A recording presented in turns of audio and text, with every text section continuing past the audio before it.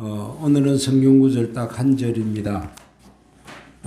물론 읽으려면 전부 다 아주 28절까지 다 읽어야 되는데 그 중에 아주 본래 되는 본문만 한번 같이 읽겠습니다.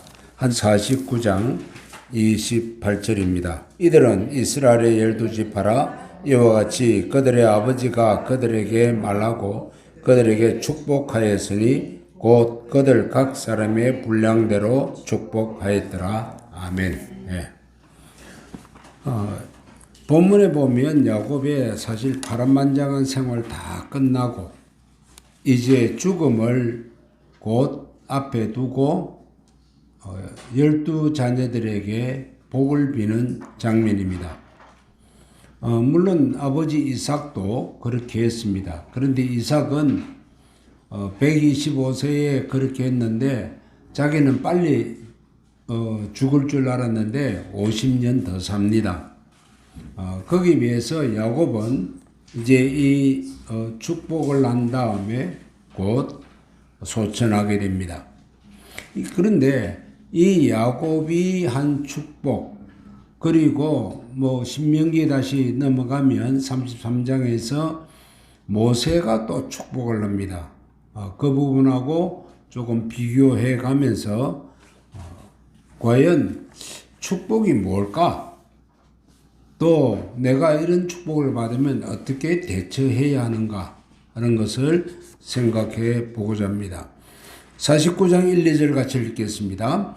야곱이 그 아들들을 불러 이르되 너희는 모이라. 너희가 후일에 당할 일을 내가 너희에게 이르리라. 너희는 모여 들으라.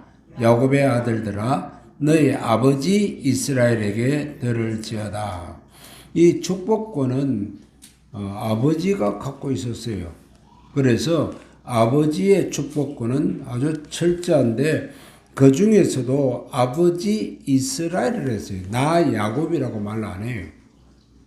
아버지 이스라엘. 그래서 이 축복권에서 첫 번째가 하나님이 주신 부모의 권위입니다. 아버지라는 권위입니다. 이 권위 때문에 사실은 부모가 자식에게 말을 한 것이 굉장한 힘을 갖고 있습니다. 우리도 말을 함부로 하지 말라고 이야기하는데 성경은 부모가 자식에게 한 말에 대한 권위를 엄청나게 두고 있습니다.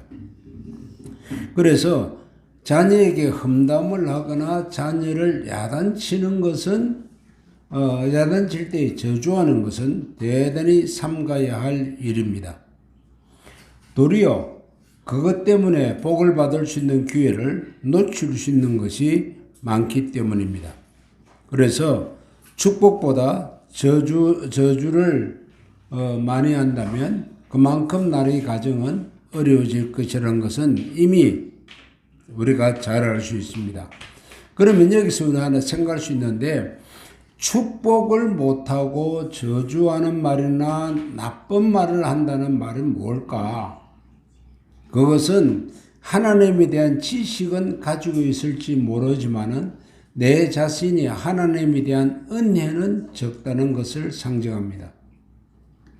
똑똑하다는 것은 분명히 드러나지만 그러나 상대를 복비지 못한다는 것, 상대에 대해서 험담을 할 수밖에 없다는 것은 그만큼 내가 하나님의 은혜가 없다라는 것을 이렇게 드러내는 장면이라고 볼 수 있습니다.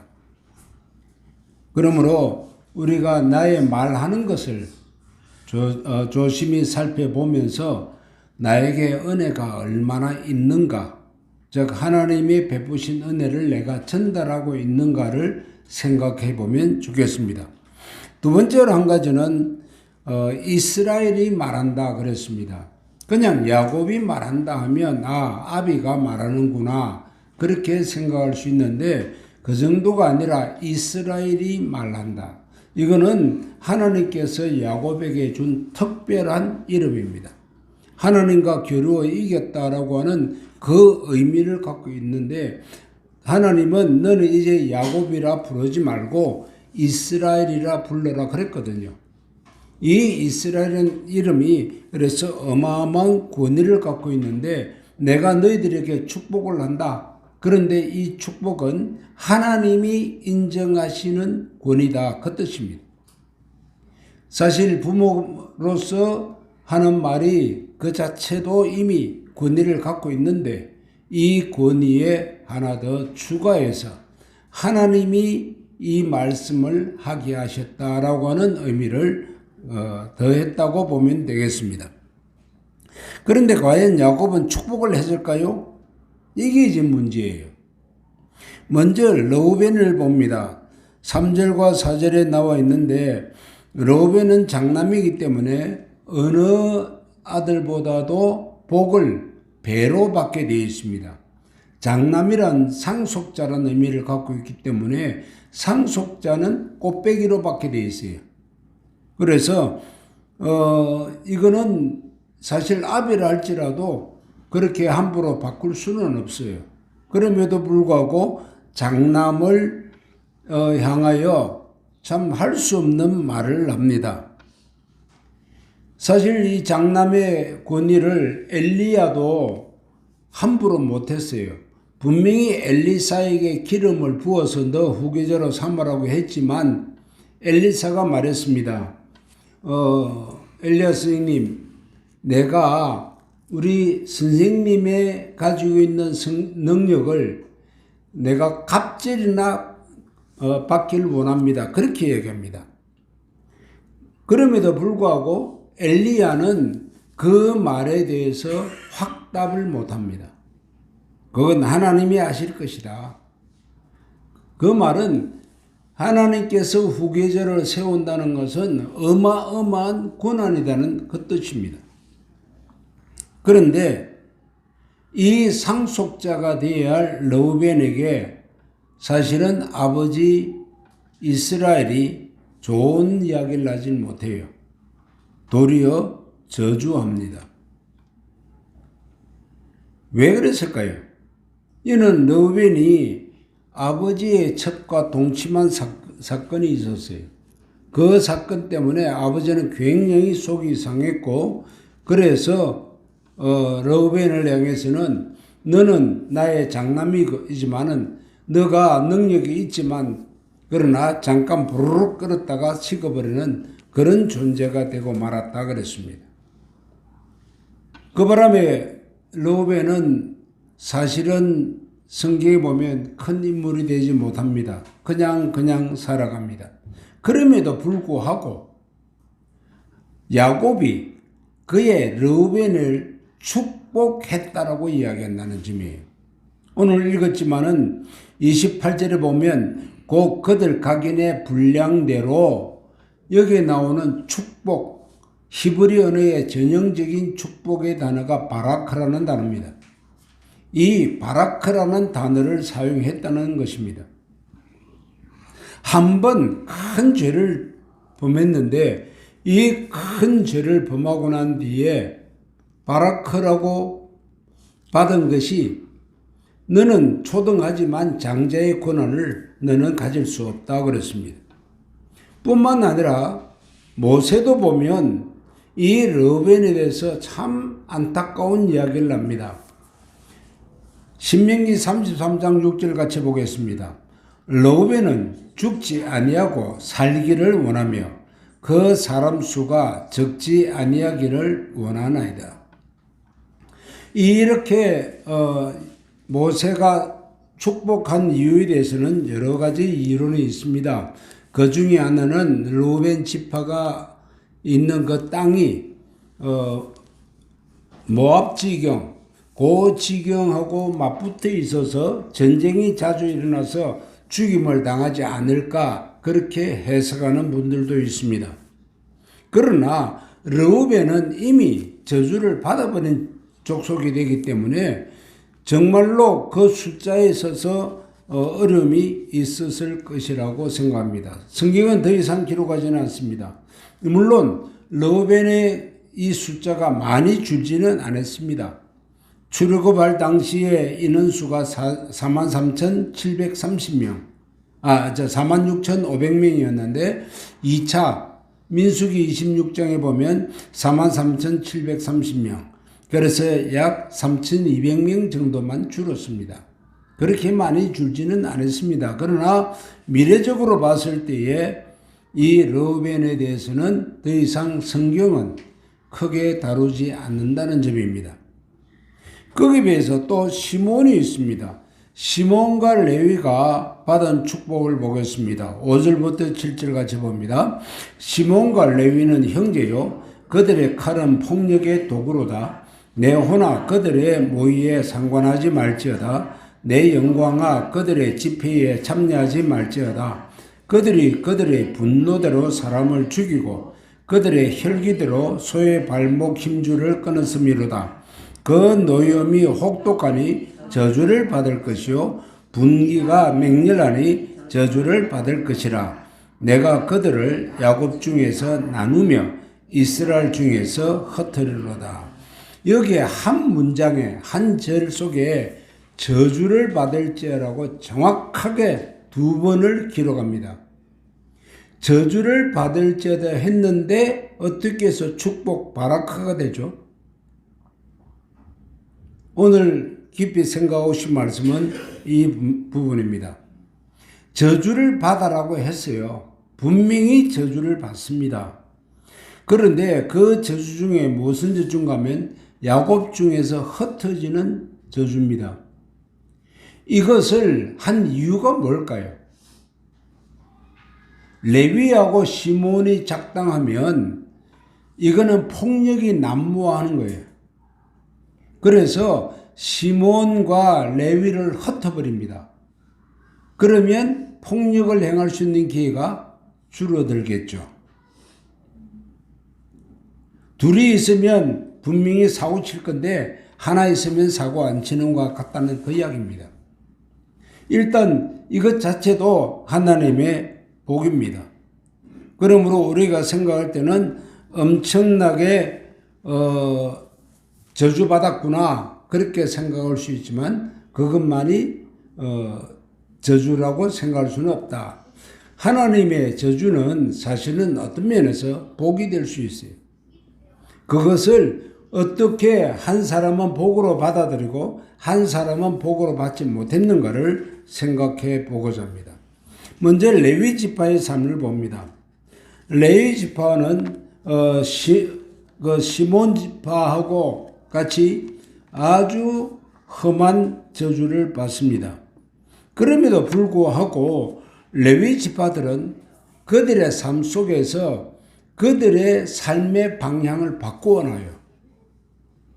하나님 앞에서 복을 받기 시작해요. 하나님의 말씀을 그대로 수용합니다. 그대로 수용하는데 그냥 수용하지 않아요. 이 레위인들에게는 절호의 찬스가 주어졌습니다.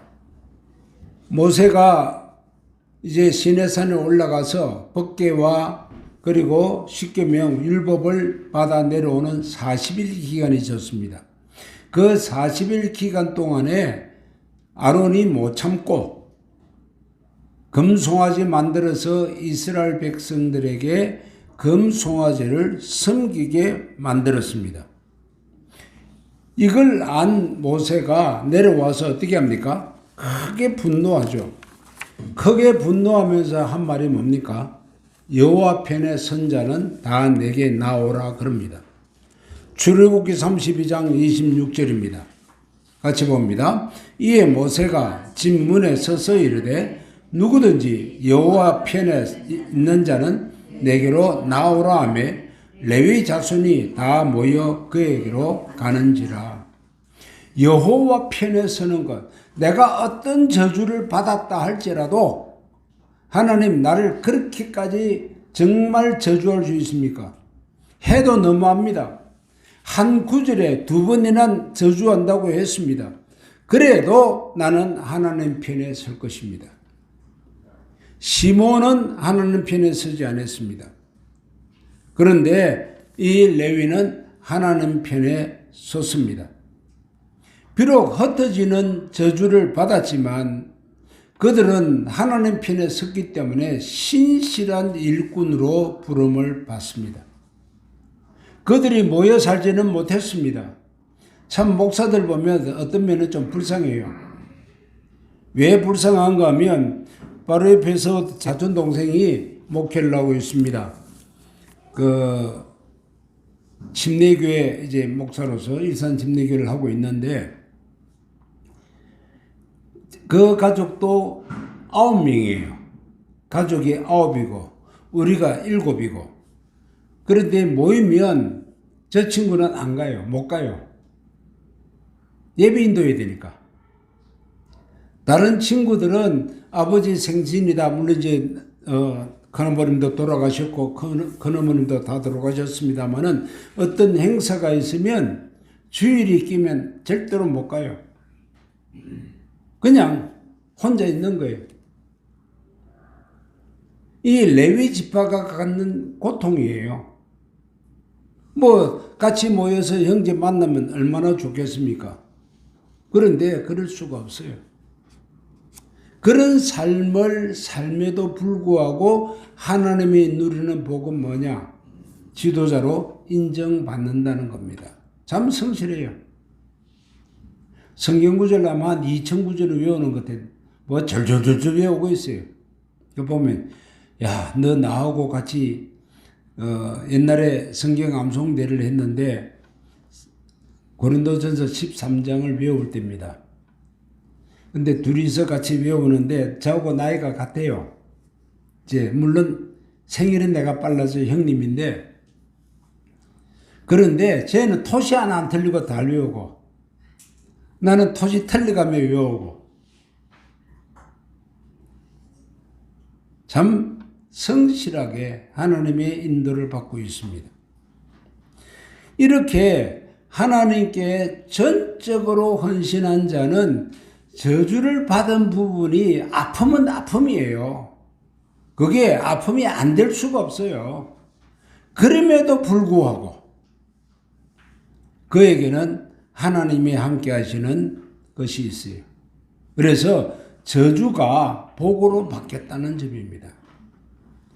신명기 33장 8절과 9절에서 모세가 이 레위 지파를 축복하고 있어요. 레위 지파에 대한 축복이 분명히 야곱의 축복은 흩어져라 그랬어요. 그런데 신명기에서 모세의 축복은 달랍니다. 같이 봅니다. 주의 둠빔과 우림이 주의 경건한 자에게 있도다. 주의 말씀을 준행하고 주의 언약을 지킴으로 말미암음이로다. 주의 법도를 야곱에게 주의 율법을 이스라엘에게 가르치며 주 앞에 분향하고 온전한 번제를 주의 제단 위에 드리리로다. 여호와여 그의 재산을 풍족하게 하시고 그의 손의 일을 받으소서. 그의 대적하여 일어나는 미워하는 자의 허리를 꺾으사 다시 일어나지 못하게 하옵소서. 흩어진 건 어쩔 수 없다. 그러나 그의 삶은 얼마나 복되는지 물질적까지 영적인 것은 두말할 것도 없어요. 그리고 그의 대적들도 이 레위 지파를 이기지 못하도록 그렇게 완전히 보호해요. 생각해 보세요. 레위 한 명이고 대적은 수만인데 어떻게 한 명이 수만 명을 이길 수가 있습니까? 그 불가능해요. 다른 지파는 모여 사니까 그래서 집단으로 대항하면 되지만 이 레위 지파는 지금 다 흩어져서 살게 돼 있어요. 어떻게 한 명이 한 가족이 그 많은 대적을 물리칠 수 있습니까? 그런데 물리치게 해달라고 축복하고 있습니다. 내가 어떤 벌을 받았습니까? 하나님으로부터 내가 잘못했기 때문에 어떤 벌을 받았습니까? 그 벌이 문제가 아니에요. 하나님이 주신 거라고 받는 그 자세예요. 나는 하나님 편에 섰다라고 하는 그 자세예요. 그 자세가 매우 중요하다는 것을 말합니다. 그러므로 우리의 현재 상황이 아무리 어렵다고 해도 진심으로 하나님 편에 서게 되면 하나님은 도리어 우리가 복의 기관이 되도록 해주신다.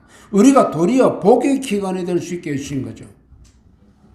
사실 아버지 야곱으로부터 복은 둘째치고 저주를 받았습니다. 그런데 그 저주는 항상 복으로 바뀔 수 있다는 걸 우리는 생각해야 됩니다. 이에 비해서 시몬은 어떻게 행동을 했는가 보는 것입니다. 시몬 지파도 레위 지파와 똑같이 아버지 야곱으로부터 저주받기를 흩어지는 저주를 받았습니다. 그런데 문제는 시몬 지파는 하나님을 향한 열정이 없어요. 아휴, 그래, 내 같은 인생 난 이렇게 살면 되지. 뭐 더 이상 내가 뭐 어떠라고 바라고. 나는 이제 저주받은 족속이야. 하나님 뭐라 그래도 하나님 나 저주했잖아요. 나 이제 하나님 편에 안 서요. 나는 내 마음대로 살 거예요. 이것이 문제라는 것입니다. 레위 지파는 430년이 지난 후에도 변화가 없습니다마는 시몬 지파는 59,300명이었는데 40년이 지난 후에는 22,200명이 됩니다. 그야말로 반 이상이 줄어버려요. 왜 줄었을까요? 하나님 편에 섰다면 줄 리가 없습니다. 하나님 편에 섰지 않았기 때문에 그렇습니다. 민수기 11장 1절이 이야기해 줍니다. 같이 한번 읽겠습니다. 여호와께서 들으시기에 백성이 악한 말로 원망하며 여호와께서 들으시고 진노하사 여호와의 불을 그들 중에 붙여서 진영 끝을 사르게 하시며. 물론 이 진영 끝에 존재하는 사람들은 허단 잡족들입니다. 그 행군하는 순서가 이 르우벤부터 시작해서 이제 마지막 베냐민 그리고 이제 아브라함과 므낫세 자손이 끝나고 그 다음 자손이 이제 허단 잡족들입니다. 근데 거기서부터 진영에서 불이 일어난 것뿐만 아니라 일어나는 사건이 있다면 하나님을 배반하거나 하나님을 부정하게 된다면 그러한 징계를 받았다는 말이에요. 그래서 징계가 받아져서 숫자는 줄어들었고 태어나는 자식도 적다는 이야기예요. 그러니까 22,200밖에 안 되죠. 나는 어떤 형편이 있느냐. 비록 우리가 100% 정확하게 성실하게 살 수는 없어요. 그렇지만 내가 범죄했다 할지라도 하나님은 나를 용서하시는 분이시기 때문에 나는 하나님 편에 서겠다는 분명한 자세를 가지고 살면 레위 지파처럼 비록 세상 사람들이 누리는 것 중에 일부는 손상을 받더라도 하나님이 나를 보호하시고 내 편에 서 계시다는 것을 분명히 누릴 수 있다는 것입니다. 사실 하나님을 열정으로 사랑한 지파는 몇 지파일까요? 다른 지파는 제가 생각하지 않겠습니다. 이유는 그 이유가 설명되어 있질 않아요. 그러나 르우벤 지파와 시몬 지파와 레위 지파 이 세 지파에 대해서는 축복을 하는 그 과정에서 이유가 설명되어 있어요. 그런데 하나님을 진짜 열정적으로 섬긴 지파가 거의 없습니다. 이게 문제예요. 하나님께서 분명히 적과 꿀이라는 땅을 준다고 했잖아요. 그래서 지금 다 같이 전쟁하러 가자 할 때는 어쩔 수 없이 다 참석을 해요. 다 참여했지만 자 이제 땅 다 뺏었으니까 다 점령했으니까 너가 가서 살 곳을 정해라 그랬어요. 그랬는데 거기에 동참한 지파는 세 지파, 크게는 두 지파밖에 없어요. 유다 지파하고 요셉 지파예요. 요셉 지파를 나누면 에브라임 지파와 므낫세 지파가 있잖아요. 결국 따지면 이 세 지파 말고는 없어요. 나머지 9지파 혹은 10지파 이 사람들은 뭐하고 있어요? 떡이 저기 있는데도 먹으러 가지 않고 가만히 앉아 있는 거예요. 여호수아가 속이 터지는 거예요. 이제 가서 거기에 성을 쌓고 거기서 살아라는 거예요. 저번 시간에 제가 옛날 전쟁에 대해서 잠깐 말씀드렸습니다. 지금 이스라엘의 수도가 텔 아비브죠. 텔이란 말이 뭐라고 그랬죠? 혹시 기억하시나요? 이스라엘 가시면 지명 이름이 텔이 엄청 많아요. 예? 예, 언덕이라는 뜻인데 그 언덕은 일반 우리에게 뭐 정발산과 같은 이런 언덕이 아니에요. 점령하면 무조건 그 지역을 완전 초토화시켜버립니다. 파괴해버립니다. 부숴버립니다. 가서 살 수가 없어요. 그래서 거기를 살려면 어떻게 하죠? 흙을 다시 덮어야 돼요. 흙을 다시 덮고, 요게 우리 무슨 산입니까? 쓰레기산. 그렇게 흙을 덮고 그 위에 집을 지어야 돼요. 그렇게 계속 몇 번 점령당한 곳이 이렇게 언덕처럼 돼 보인다. 그건 무조건 텔이에요. 자, 이러한 그 상태인데 점령한다고 다 파괴시켜버렸잖아요. 가서 뭐 해야 되죠? 집을 지어야 돼요. 귀찮아서 안 가는 거예요. 열정이 없단 말이에요. 하나님이 주신다는 그 복을 내가 누리겠다고 하는 그 열정이 없는 이 10지파를 데리고 모세가 살아왔으니 아마 모세도 속에 새까맣게 탔을 거예요. 그런데 우리의 신앙을 보면 어때요? 우리의 신앙도 마찬가지예요. 하나님에 대한 열정은 아니에요. 내가 필요하면 꽃감 빼먹고 내가 필요 없으면 가만히 있는 거예요. 시므온 지파도 마찬가지예요. 시므온 지파가 다른 지파보다 더 악해요. 사실 따져보면. 어느 정도 악한가 하면 유다 지파가 땅을 엄청나게 넓게 차지했어요. 그러니까 가서 그 땅 너무 많다. 너희들에 비해서 숫자에 비해서 나 좀 얻자. 그래서 유다 지파가 만들어 놓은 땅에 가서 쉽게 말하면 유다 지파가 집을 지어 놓으니까 그 중에 내가 좀 살자 하고 새빵살이 들어갑니다.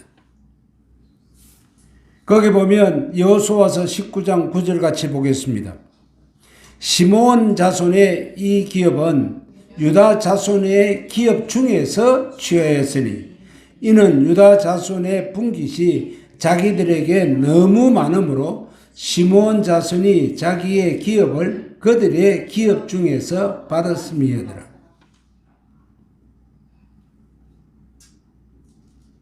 열정이 없으니까 이 지파가 성장을 못해요. 하나님 앞에서 열정이 있다는 게 얼마나 중요한가 하는 거예요. 그런데 참 희한한 일이 있습니다. 모세가 신명기 33장에서 이스라엘 지파들을 향하여 축복을 했는데 시므온 지파는 빠져 있어요. 아예 언급조차 안 해요.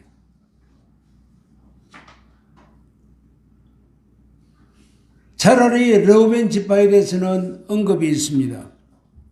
우리가 아까 전에 살펴본 대로 신명기 33장 6절에서 그랬죠. 르우벤 지파는 살고 죽지 아니하고 그 인수가 적지 않기를 원하노라. 르우벤 지파도 계속 감수하고 있는 거예요, 지금. 하나님이 나에게 저주했다. 하나님은 나에게 복 안 주신다. 봐봐라. 증명을 할게 내가. 하나님은 나에게 대해서 뭐랬느냐? 너는 장남이지만 너가 범죄했기 때문에 그 범죄 사실로 인해서 너는 장남 못돼. 그랬거든요. 그러니까 나는 포기야 이젠. 시므온도 마찬가지. 너가 어떻게 아비의 속을 그렇게 괴롭혀놨어. 세겜 땅에서 얼마나 내가 불안한 줄 알아? 너희들의 전쟁으로 인해서 지금 적군이 쳐들어올까? 내가 속이 정말 말 안 했지만 내가 그 자리에서 내 분노대로 했다면 너희들 다 때려 죽였을 거야. 내 속은 완전히 타들어간 그 시기였어. 그거 알지? 그래서 너희들은 내가 축복 못해. 그러면서 너는 흩어져야 돼. 너 둘은 절대로 같이 다니면 사고 칠 애들이야. 너는 둘이 떨어져.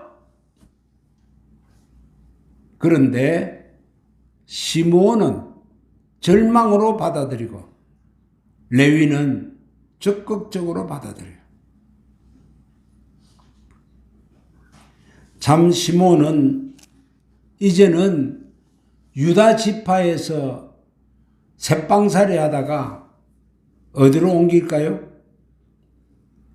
거기 보면 역대하 4장 42절 같이 보겠습니다. 또 시므온 자손 중에 500명이 이시의 아들 블라다와 느아레와 르바야와 우시엘을 두목으로 삼고 세일산으로 가서, 이게 어디예요? 에돔 땅이잖아요. 하나님이 주신 땅 아니에요. 에돔 땅, 에서에게 준 땅이에요.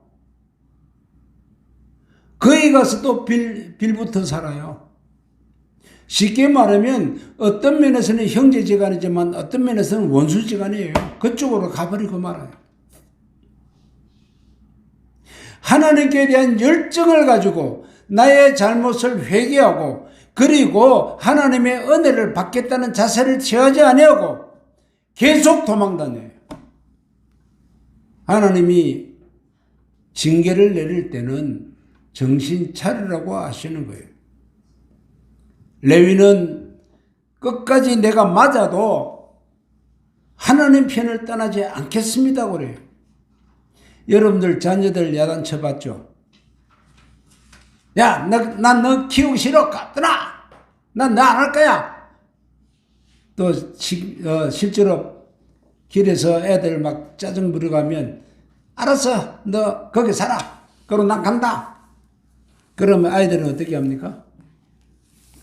뭐 엄마가 욕을 냈든 뭐 때렸든 어쨌든 상관하지 않고 끝까지 엄마 따라다녀요.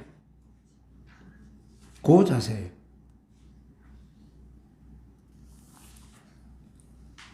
이 외에 9지파에 대한 설명은 이유를 말하지 않기 때문에 생략합니다. 그러면 이 야곱의 축복이 사실은 저주였는데 어떻게 세 명에게 저주를 냈는데 그게 축복이 되느냐는 거예요. 그 축복이 되는 의미를 다시 생각하는데 창세기 49장 28절이 일단 축복이라고 그랬어요. 다시 한번 읽어보겠습니다. 아비가 그들에게 말하고 그들에게 축복하였으되 곧 각인의 분량대로 축복하였더라. 여기 중요한 단어가 있어요. 각인의 분량대로예요. 그가 행한 대로 이거는 어쩔 수 없이 너는 받을 수 없는 복이야. 그러나 앞으로 너는 받을 수 있어. 복을 받을 수 있어. 복이야 라고 이야기했다는 거예요. 함께 살 수는 없어. 그거는 이미 내가 선언한 거야. 그러나 너가 복을 못 받는다는 말이 아니야. 복을 받을 수 있다는 말이에요. 그렇기 때문에 내 지나온 삶에 대해서 나는 이제 자포자기하는 게 아니라 아니야. 지금 너가 그 외에도 받을 복이 있다는 사실에 대해서 명심하라는 겁니다. 그것을 다시 생각할 수 있는 것이 있습니다. 히브리서 11장 21절 같이 보겠습니다. 믿음으로 야곱은 죽을 때에 요셉의 각 아들에게 축복하고 그 지팡이 머리에 의지하여 경배하였으며, 요셉의 각 아들에게 축복한 것은 이 이전 사건이에요. 그런데 이 축복이 이젠 드디어 야곱은 축복을 하되 미래를 보고 축복하는 거예요. 미래를 보고 하나님께서 주시는 말씀 그대로 전하고 있다는 거예요. 여기서 생각할 두 단어 있습니다. 믿음으로 축복했다는 것입니다. 그러므로 르벤이 받은 그것이 저주처럼 들렸지만 르우벤에게도 축복이었고 시몬과 레위에게도 저주처럼 들렸지만 그것도 축복이라는 사실입니다. 야곱이 각 자녀에게 한 것이 감정에 의해서 야, 너 나 괴롭혔지. 너 이제 난 너를 갖다가 저주해 버릴 거야. 그렇게 한 것이 아니라는 말입니다. 야곱은 지나간 모든 자녀들의 잘못을 다 이미 정리했습니다. 이제는 하나님 주신 믿음으로 예언을 한 것입니다. 그러므로 이 야곱의 축복은 진짜 축복이었다는 거예요. 비록 저주라는 단어가 사용되었음에도 불구하고 분명히 축복이었다는 것을 우리는 생각할 수 있습니다.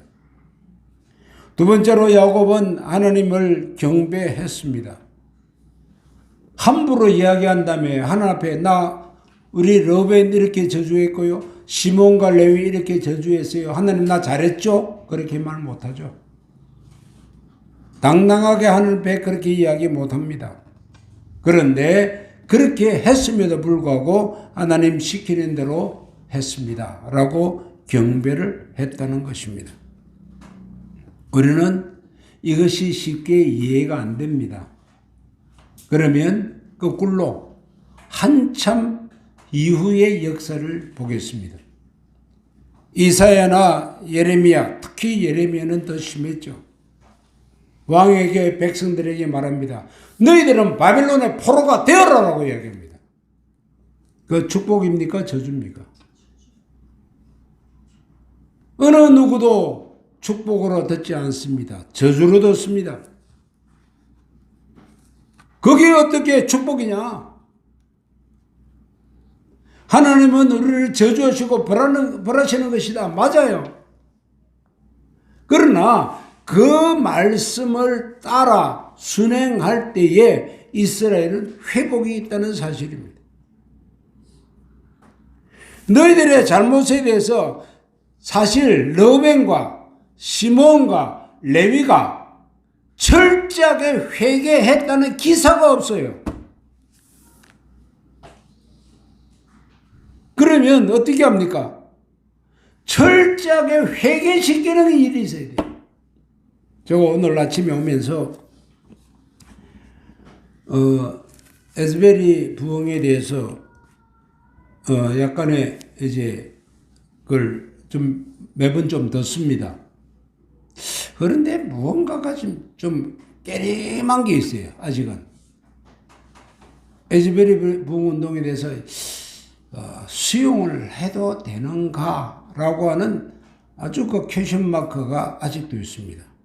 그런데 총신대 역사 교수인 박용규 교수가 에즈베리에 대해서 부흥운동에 대해서 한마디 하겠다고 했길래 들었더니 핵심을 건들질 않아요. 자기는 세 가지를 질문해서 핵심이 있다고 생각하지만 저는 혹시 이것이 빈야드 운동처럼 혹시 이것이 변질되지는 않을까 하는 생각도 조심스럽게 하고 있어요. 여러 가지 이유 중에 하나가 있는데 뭐 제가 가질 수 있는 자료는 별로 없습니다. 유튜브 말고는 없는데 유튜브 속에서 나타난 것은 메시지가 거의 없어요. 그 메시지 부흥운동을 일으켰다고 하는 첫 번째 메시지가 로마서 12장 9절부터 28절까지의 내용이었는데 그 내용 속에서 사랑을 하라는 것은 분명히 맞는데 죄에 대한 지식이 없더라고요. 이게 맞는 말일까? 조금 더 세월이 지나가면 조금 더 깊이 있게 다뤄주겠죠. 이유는 성도들이 에즈베리 운동에 대해서 분별하지 못하고 빠져들어가면 이게 문제가 되거든요. 분명히 르우벤과 시몬의 글 속에 그 민족사 속에 하나님께 내가 아버지께 이렇게 덕죄했습니다, 죄를 범했습니다고 하는 그 신앙 고백이 없었어요. 그런데 레위는 아마 그 광야에서 모세가 내려왔을 때 여호와 편에 선자는 다 내게로 나오라 할 때에 여호와 편에 설 수 있었던 이유가 무엇일까 하는 거예요. 물론 기록은 하지 않았어요. 그런데 레위답게 했어요. 시몬답게 하지 뭐. 시몬도 그렇게 할 수 있는 사람이에요. 칼을 차고 진을 왕래하면서 자기 앞에 나타나는 사람은 남자든 여자든 노인이든 젊은이든 다 죽였거든요. 세겜성에서 다 죽였던 것처럼 다 죽인다고요. 그 잔인함이 드러나요. 그런데 이번에는 하나님의 지시에 의한 죽임이에요. 한번 생각해 봐야 돼요.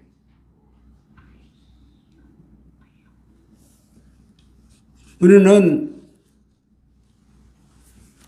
시므온과 레위와 르우벤의 삶 속에서 정말 하나님 나라를 위해서 내가 비록 이런 저주를 받았다 할지라도 하나님은 내 백성이라고 데리고 다니고 있어요. 버리질 않았어요. 데리고 다니고 있어요. 야곱이 애굽까지 데리고 갔어요.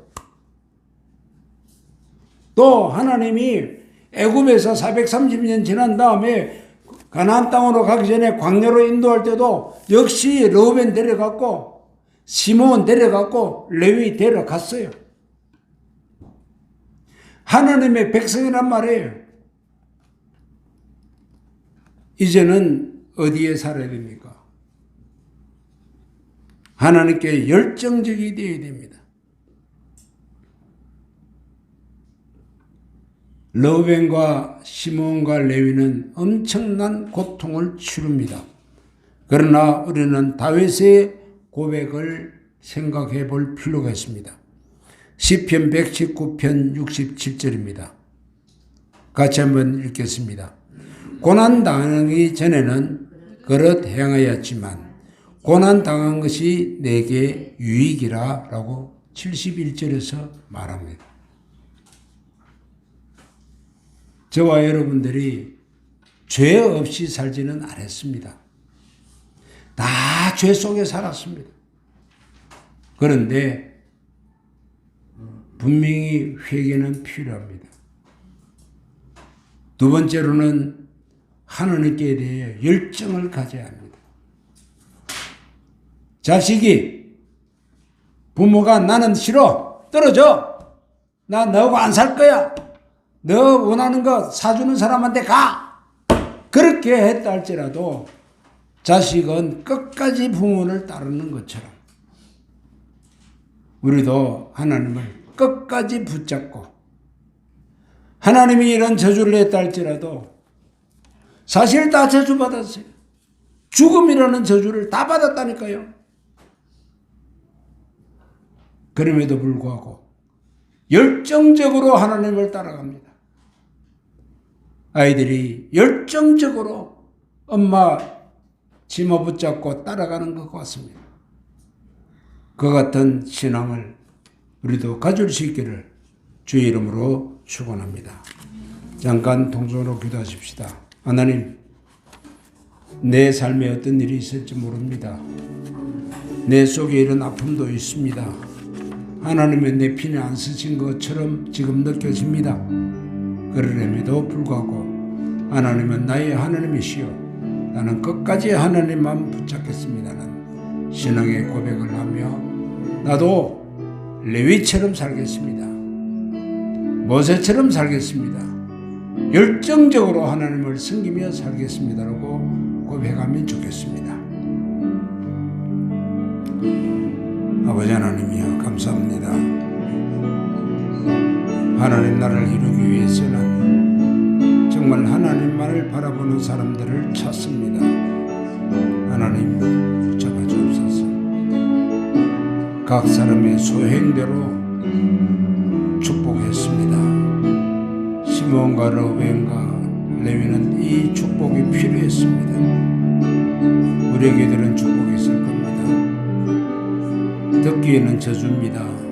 그럼에도 불구하고 복으로 받고 하나님을 신뢰하고 따라가도록 인도하옵소서. 감사합니다. 하나님을 불러주옵소서.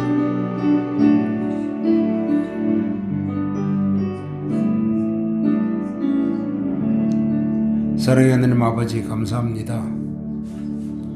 참 우리의 듣기도 정말 저주밖에 없습니다. 그러나 하나님이 하신 거기 때문에 우리에겐 복입니다. 우리가 깨닫지 못했을 뿐입니다. 하나님 깨닫게 하시고 우리의 잘못을 회개합니다. 주께서 받아 주옵소서. 그리고 하나님을 따르겠사오니 그 남은 복을 누리게 하시고 하나님과 동행하는 복뿐만 아니라 하나님이 주신 일을 성실하게 맡아 감당하는 자 되도록 복을 내려 주옵소서. 예수님 이름으로 기도하옵나이다. 아멘.